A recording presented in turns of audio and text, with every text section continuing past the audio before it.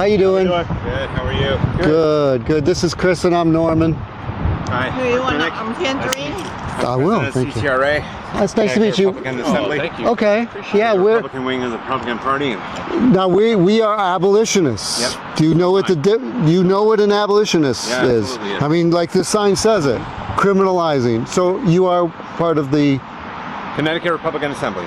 Okay. Are you a representative? No. But the guy who co-founded with me is, and he actually showed up here today, Mark Anderson. Okay. Yeah, he actually helped me co-found this in 2017. Okay. Yeah, and I'm also on the NFRA board too, which is our parent organization. It's Okay. national.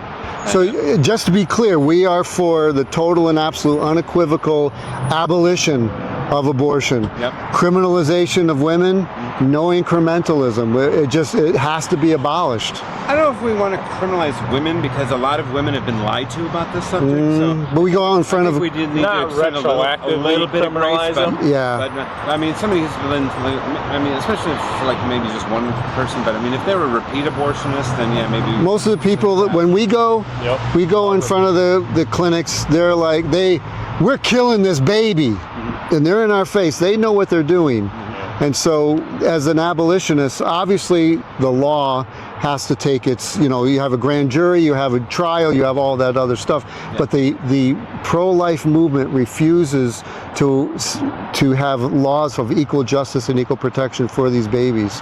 Just like any human being should not be allowed. A lot of pro-life So why give organizations are not as strong as they need to be. And why give women special murder rights? Yeah.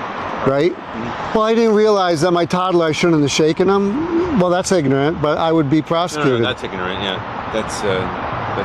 But I would still be prosecuted under the law. Yeah. So to give women a blanket right to go out and kill their own offspring with pills or anything else, that's where the pro-life movement and abolitionism, one of the areas that we absolutely separate ourselves from that and say that we need to have laws of equal justice and equal protection. Well, I think that one day we'll get there, but it's going to take a long time. I mean, it took the progressives 120 years to get a lot of their agenda passed.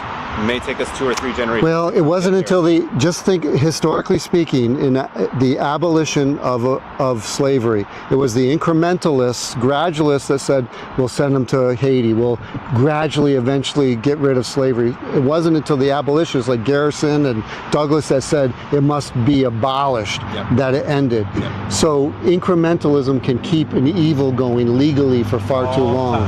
So we as abolitionists, we say no more compromise. It needs to be abolished by having legislation. I'm going to eventually, I have a bill written that I'm looking for sponsors, an abolition bill.